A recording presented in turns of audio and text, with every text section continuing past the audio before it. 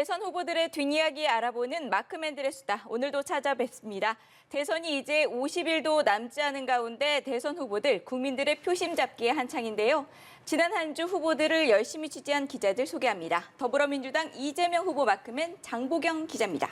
네, 안녕하세요. 민주당 이재명 후보 마크맨 장보경입니다. 국민의힘 윤석열 후보 마크맨 서영석 기자입니다. 네, 안녕하세요. 국민의힘 윤석열 후보 마크맨 서영석입니다. 지난 한 주 두 마크맨 그리고 저 역시 이것 때문에 마음을 졸였습니다. 나올까 안 나올까? 나온다면 보도는 어떻게 해야 할까 하고 말이죠. 첫 번째 주제입니다. 녹취록 대선. 먼저 서 기자, 윤석열 후보 부인 김건희 씨 녹취록이 지난주 일요일이었죠. 첫 번째 방송이 됐습니다. 그리고 당초 예정대로였다면 내일 MBC에서 두 번째 방송을 예정하고 있었는데 취소를 했죠. 그런데 내일 유튜브 방송에서 이 7시간 녹취록을 모두 방송한다면서요? 네, 사생활까지 포함입니다. 그러니까 결국 하나를 막았는데 다른 쪽에서 또 터져 나오는 모양새인데요. 우려가 되지 않는다면 거짓말일 겁니다. 더 정제되지 않은 언어로 유튜브를 통해서 말씀드린 것처럼 사생활 포함해서 추가 폭로가 나올 수 있기 때문인데요. 캠프 관계자들은 혹여나 국민들을 더 실망시켜 드릴까 봐 걱정이 된다는 말을 저한테 먼저 전해오더라고요. 다만 지금 폭로가 전개되는 양상이 어떤 정치적 목적을 가지고 어떤 매체에서 이루어지고 있는지 보시는 국민들도 다 알 것이기 때문에 한마디로 현명한 국민들에게 판단을 맡기겠다는 게 캠프의 입장이었습니다. 근데 저도 마찬가지고 국민들이 이렇게 생각을 하실 거예요. 도대체 왜 김건희 씨는 기자들과 이렇게 통화를 많이 하는가 이렇게 의심을 가지실 것 같은데 서 기자도 혹시 김건희 씨랑 통화를 해봤습니까? 저는 사실 홍준표 후보의 마크맨이었다가 이번에 윤석열 후보의 마크를 하게 됐는데요. 마크가 바뀌자마자 김건희 씨에게 전화를 했습니다. 그러면서 통성명하고 인사를 드렸는데 명함을 주고받은 것도 아니고 직접 인사를 나누는 것도 아니었는데 전화를 바로 받으시더라고요. 그래서 깜짝 놀랐는데 생각을 해보면 김건희 씨가 전시와 기획, 일종의 사업을 하고 있지 않습니까? 사업을 한다는 것 자체가 아는 사람 전화만 받을 수는 없는 거기 때문에 모르는 사람 전화를 받는 게 익숙한 거 아닌가 싶더라고요. 캠프 관계자는 윤석열 후보와 김건희 씨 모두 이 통상적인 정치적 언어에 익숙하지 않은 사람들이다. 그게 장점이자 단점이라고 저한테 설명했는데요. 다만 그 이후에 모르는 전화를 받을 수는 있는데 7시간 넘게 통화를 하고 관계를 맺는 건 다른 차원의 문제이기 때문에 아쉬운 점이 좀 있었습니다. 제가 하나 짚고 넘어가고 싶었던 부분은 뭐였냐면 사실 기자들이 취재원과 이렇게 통화를 할 때 이렇게 김건희 씨와 이모 기자의 통화처럼 누님, 동생 이런 용어를 쓰지 않는다라는 것을 이제 시청자 여러분들도 좀 알아주셨으면 합니다. 저는 한 번도 그런 말을 써본 적이 없습니다. 저희도 물론입니다. 네. 장 기자, 이번에는 또 이재명 후보 녹취록도 나왔습니다. 물론 이재명 후보 녹취록의 경우에는 과거에 이미 논란이 됐던 부분이긴 했는데 대선을 앞두고 다시 한번 나온 거죠. 이 후보와 민주당 반응이 어땠습니까? 네, 선대위에서 입장문이 나왔습니다. 이 셋째 형님과의 갈등 과정을 굉장히 구체적으로 쭉 설명을 했는데요. 이 성남시장 시절에 청렴 시정을 위해서 셋째 형님 이 불공정한 시정 개입을 막는 과정에서 발생한 가족사라는 겁니다. 2010년에 이 성남시장에 당선되자 본격적으로 형님이 시정과 이권에 개입을 했고, 그래서 공무원들에게 형님과 통화 금지, 접촉 금지라는 지시를 한 적도 있었다고 합니다. 이 욕설 파일의 진실은 셋째 형이 폐륜적인 욕설을 어머니에게 해서 결국엔 자식으로서 참을 수가 없어서 발생한 일이라는 설명이 담겨 있었는데요. 이 형이 2012년에 어머니 집에 찾아가 폭행을 저질렀고 500만 원 형사처벌과 어머니 근처 100m 접근 금지 명령 법원으로부터 받은 바가 있다라는 내용도 있었습니다. 하지만 이후 여하 막론하고 성숙되지 못한 발언으로 이제 결국에는 국민들께 심려를 끼쳐드린 점에 대해서는 반성과 사과의 메시지를 넣었고요. 그리고 다만 이 친인척 개입을 원천 봉쇄하려고 한 이 사건의 전후 맥락은 봐달라라는 입장입니다. 지금 설명 들어보니까 불행한 가족사 때문에 이런 욕설들이 오갔다고 하는데 보통 가족들 간에는 이런 욕설이 나오기가 쉽지 않지 않나요? 네, 불행한 정말 가족사여가지고요. 결국엔 판단은 국민들께서 하시지 않을까 싶습니다. 네, 서 기자, 다시 김건희 씨 얘기로 돌아보죠. 이제 일각에서는 이 녹취록 방송이 나온 다음에 김건희 씨가 시원시원하다, 뭐 심지어는 뭐 걸크러시다, 긍정적인 면을 봤다 이런 반응이 있었습니다. 근데 물론 그 안희정 전 충남도지사와 관련한 그런 좀 부적절한 발언이 있었다는 점은 분명히 좀 짚고 넘어가야 할 부분이 있었습니다. 국민의힘 내부에서는 첫 번째 방송을 두고 어떤 반응을 보였습니까? 일단 내외부 반응을 살펴보면 매우 엇갈리고 있는 상황입니다. 일단 방송 후에 의외의 반응이 많았던 것은 사실입니다. 우려가 많았던 것에 반해서 일주일 만에 뭐 김건희 씨의 팬카페가 뭐 수백 명 수준에서 회원 수가 5만 명까지 지금 넘어섰더라고요. 인기가 있었다는 얘기인데 조국의 적은 민주당이다. 뭐 탄핵은 보수가 했다. 이런 정치 현안에 대해서 솔직하게 가감없이 인식을 드러냄으로써 이런 게 영향을 줬다는 분석이 있었고요. 뭐 이런 것 때문에 원더우먼에 빗대서 원더건이라는 말까지 나오면서 사진이 인기를 끌기도 했습니다. 반면 우려의 목소리가 있었던 것도 사실인데요. 안희정 전 지사 관련해서 말씀하셨던 것처럼 미투 운동 폄훼 발언이 있었던 게 분명한데 송구하다는 입장 발표가 방송 전부터 김건희 씨의 서면으로 있었고 윤 후보는 이번 주 일정 내내 뭐 기자들의 질의응답 과정에서 사과를 요구하면 또 같은 입장을 반복해서 송구하다는 입장을 냈습니다. 하지만 아까 말씀드렸던 것처럼 내일이죠. 유튜브 방송들이 합동으로 추가 폭로를 예고하고 있습니다. 이게 어디로 튈지 모르는 상황인데요. 어떤 이야기가 정말 나올지 모르기 때문에 캠프는 예의주시하고 있는 상황입니다. 장 기자, 이 김건희 씨 방송은 내일 7시간의 이 통화 기록이 풀로 방송이 유튜브를 통해 방송이 되는 거잖아요. 이재명 후보 녹취록은 지금 방송을 통해서는 나오지 않고 있는데 유튜브를 통해서는 계속 돌고 있단 말이에요. 이 방송은 되지 않지만 유튜브를 통해 이렇게 공개가 되고 있는데 이것이 영향을 좀 미칠 것이라고 좀 선대위에서는 보고 있나요? 네, 사실 선대위에서는 다른 대답이 없더라고요. 낮은 자세로 계속 얘기가 나올 때마다 이 진심을 담아서 사과드리는 게 대응책의 전부다라는 입장이었습니다. 이 기회가 되면 어떤 전후 맥락에서 이런 일이 생겼는지 그래도 말씀드릴 수 있는 기회가 있지 않겠느냐라는 건데 그럼에도 불구하고 낮은 자세로 설명할 수밖에 없는 문제다라는 건데요. 이 후보에 대한 지지를 보면 또 대부분 후보의 능력에 대한 부분 때문이라고 하는데 이 선거 국면에서 새로 나온 추가적인 내용은 아니라서 이 추가 악재로 작용하지는 않을 것 같다라는 설명이었습니다. 저는 이 며칠 전에 국민의당 안철수 후보가 한 말을 이렇게 들려드리고 싶습니다. 한번 직접 들어보시죠. 계속 옛날에 욕했던 녹취록이나 틀고 있고 이렇게 되면 참 우리나라 앞날이 암담합니다. 그래서 그냥 뭐 녹취록 서로 틀게 하고 그냥 대선에서 빼버렸으면 좋겠습니다. 농담입니다. 예, 박수 치시는 분도 계세요. 네, 뭐 대선이 오늘로 46일 남았는데 국민의 상과는 아무 관련이 없는 녹취록을 두고 두 거대 정당이 공방을 벌이고 있는 상황은 분명 비정상적인 것 같습니다. 다음 주제로 넘어가 보겠습니다. 박스권 탈출의 묘책 누가 내려줄까? 최근 이재명 후보의 지지율이 크게 오르지도 크게 내리지도 않는 이른바 박스권에 갇혔다는 분석이 나오고 있습니다. 단 한 표라도 더 득표하는 이가 왕좌를 차지하는 이 선거의 특성상 이 정체기가 고민이 될 수밖에 없는 것 같습니다.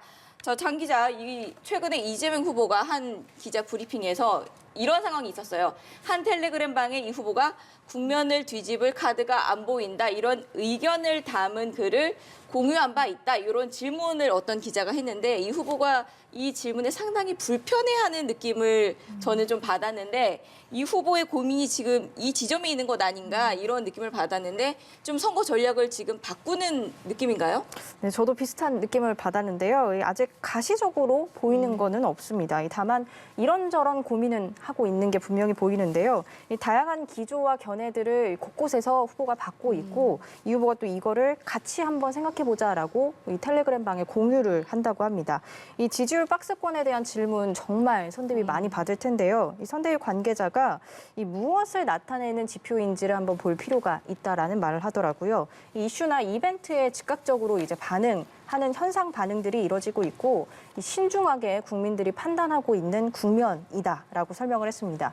이 설 민심을 시작으로 2월 달에 본격적으로 접어들면 그때부터 이 판단을 하기 시작하실 것이라는 설명이었는데요. 이 결과적으로 판단을 내리는 시점까지 내 삶을 얼마나 어떻게 바꿔줄 수 있느냐, 누가 대통령감이냐에 대한 정보를 꾸준히 드리고 점수를 쌓아 올라가는 것이 중요하다라는 입장을 밝혔습니다. 이 전략에 대한 변화 필요성 분명히 있습니다. 네. 하지만 이 방향을 완전히 트는 것은 반대라는 의견도 만만치 않은데요. 왜냐하면 이 포용적이고 실용적인 이미지를 이 후보가 그간의 이 정책 행보로 잘 쌓아왔기 때문에 최근에 이 불안하다는 평가가 사라졌다고 합니다. 그러다 보니까 이 단점을 보완하는데 유효했는데 그러면 지금 이제 바라는 대통령상은 아무래도 유능하고 안정적인 이 코로나 국면을 해결할 수 있는 그런 대통령상을 원한다고 분석하고 있어서 이 불안한 점은 지웠으니까 이재명다운 이 문제 해결 능력을 조금 회복하는 정도라고 얘기를 하더라고요. 어제 이 후보가 이 연남동에서 즉석 연설을 했는데요. 한번 들어보시죠. 대신에 저희가 잘하겠습니다.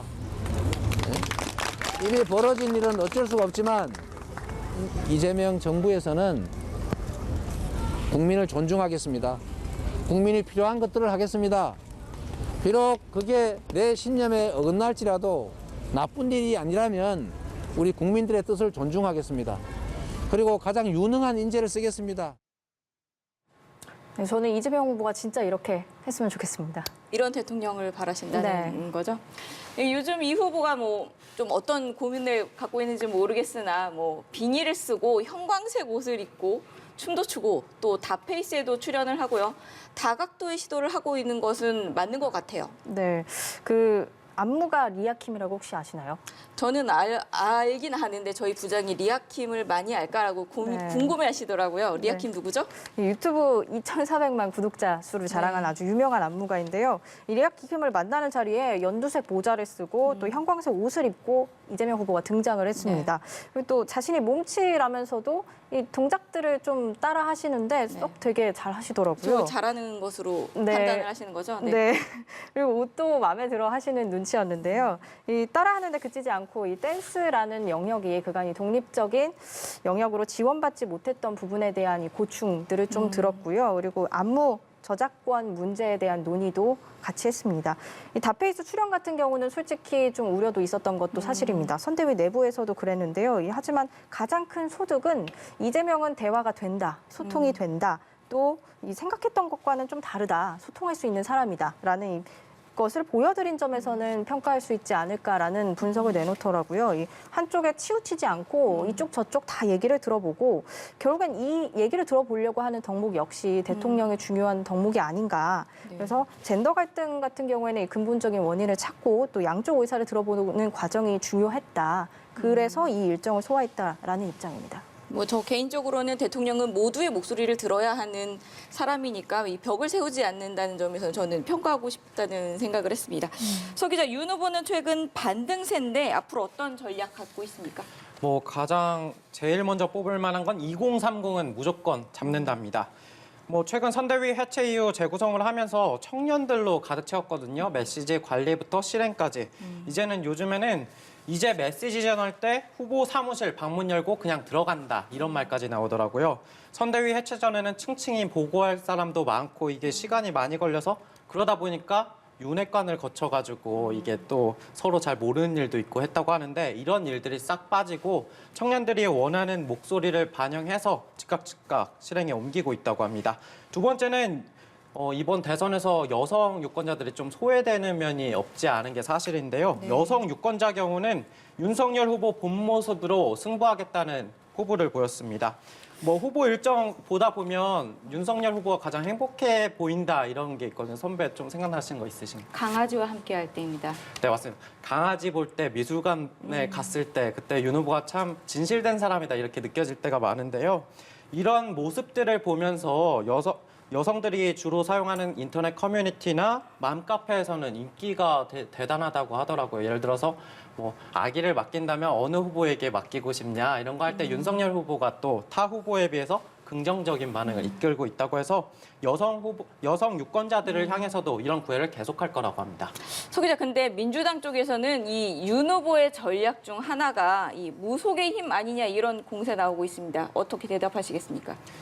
뭐 논란이 계속되고 있으니까 저도 별로 할 말은 없는데 이번 설 연휴에 이재명 후보와 윤석열 후보가 양자 토론을 계획하고 있지 네. 않습니까? 뭐 31일이냐 30일이냐 이런 말이 오고 있는데 국민의힘에서는 지금 31일을 가장 선호하고 있습니다. 네. 근데 알고 보니까 이날이 손 없는 날이라고 하죠. 이사할 때 귀신이 없는 날이라고들 하는데 뭐 이런 것과 연관해서 이런 것까지 고려하는 거 아니냐 이런 얘기까지 나왔습니다. 그런데 기자들이 물어보니까 토론 관련한 실무를 맡고 있는 성일종 의원은 저는 크리스천입니다 하고 이 상황을 정리해 버렸거든요. 뭐 이런 상황들이 이어지고 있는데 그거 사실 기독교계에서는 그동안의 윤석열 후보와 논란과 관련해서 좀 참고 있는 거, 불편한 상황이 좀 이어지고 있는 게 사실인데 아직까지는 용인할 만한 수준으로 판단된다고 캠프 관계자가 설명했습니다. 서 기자가 지금 아직까지는 용인할 만한 수준이다라고 얘기를 했는데 민주당이 정말 그렇게 생각하고 있나요? 민주당 생각은 다른 것 같습니다. 이 논평에 윤 후보의 무속 논란 거의 빠지지 않고 들어가고 있는데요. 오늘도 이 건진법사와 주변인들에 대한 흔적을 무엇이 두려워서 지우는가라는 제목의 논평을 냈습니다. 이 곽상원 대변인이 이 네트워크 본부가 논란 하루 만에 해체가 됐고 또 이 건진법사 스승의 연민복지재단 역시 논란이 된 지 이틀여 만에 홈페이지가 사라졌다라고 얘기를 논평을 했는데요.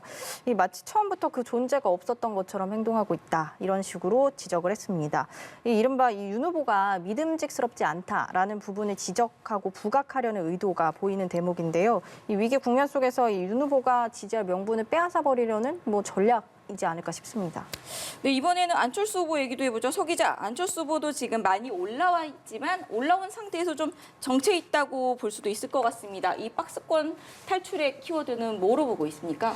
일단 국민의당 안철수 후보의 경우는 지지율 추이 좀 더 지켜봐야 할 것 같은데요. 국민의당 내부에서는 일단 무관심했던 유권자들이 안철수 후보에게 관심을 보이기 시작했다고 그 결과가 지금 나타나고 있는 거라고 분석을 하고 있더라고요. 그리고 관계자는 이 지지율을 설 전 20%까지 올리는 걸 목표로 삼았는데요. 그 방법 중 하나로 안철수 후보를 시장에 냅다 돌리겠다 이런 표현까지 나왔습니다. 시장이요? 네네, 시장이나 길거리예요. 네. 뭐 안철수 후보 같은 경우 카메라에선 약간 딱딱한 모습들이 많이 비춰지거든요. 그런데 길거리나 시장에서 시민들과 인사할 때는 정말 부드러운 모습이 나오고 그 본래의 모습이 나온다는 판단이 깔린 것 같습니다. 이런 전략과 함께 안철수 후보 인생 경험이 많지 않습니까? 사업가, 교수, 의사, 지금 정치인까지 그런 전문가적인 면모를 돋보이게 하면서 또 이번 대선에서 가족과 본인 리스크들이 계속 터져 나오고 있는데 안철수 후보는 깨끗하다는 점을 계속 부각시킬 계획이라고 합니다. 이 모든 후보들이 설 연휴까지 지지율 끌어올리기 총력전을 선언한 상태인데 어느 진영의 묘책이 주요할지 지켜보겠습니다. 이번엔 후보들의 소소한 뒷이야기 알아보는 시간입니다. 먼저 장 기자가 소개해 주시죠. 네, 오늘은 이재명 후보의 배우자 김혜경 씨를 소개하려고 하는데요. 이 김혜경 씨 충청 일정을 최근에 집중해서 소화하고 있습니다. 이 고향이 충주다 보니까요. 이 선대위 내부에선 충청특보 아니냐라는 별명도 있는데요. 이 장소를 굉장히 여러 군데 갑니다. 청년 예술인들도 만나고 또 육아로 인해서 이 육아와 출산으로 인해서 경력 단절을 겪고 있는 엄마들 만나서 얘기도 듣고요. 또 어려운 이웃 전달할 방역이라든가 생활용품 꾸러미도 제작하고 있습니다. 또 하나 눈에 띄는 게 사찰 방문 사진이 정말 많이 선대위 카톡방에 올라오는데요. 이 스님들과 찍은 사진이 굉장히 많습니다. 이 민주당이 최근에 이 불교계와 갈등을 겪고 있잖아요. 그렇죠. 이런 상황에서 후보가 바쁘다 보니까 사찰을 많이 갈 수 없을 때 이 사찰을 본인이 방문하면서 마음을 달래는 행보를 계속 이어가고 있는 것으로 보입니다. 뭐 1월 달만 해도 김제 금산사, 뭐 경주 불국사, 대구 동화사 등 사찰 방문 정말 많이 했거든요.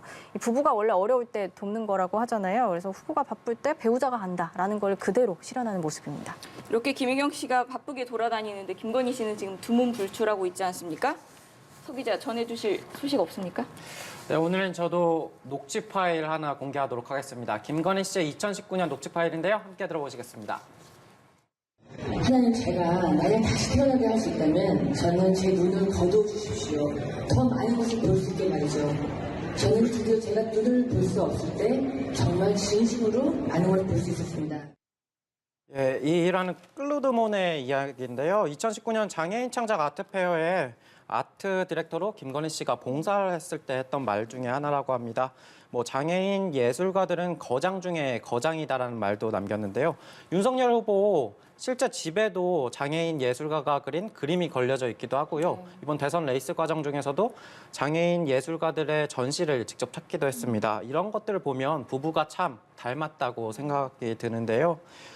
김건희 씨의 본업과 관련된 또 다른 모습을 오늘 소개해드렸습니다. 점점 김건희 씨의 등판이 임박했다는 관측이 나오고 있는데 이런 예술 관련 재능 기부나 봉사에서 비공개 활동을 할 것이라는 무게가 점점 실리고 있습니다.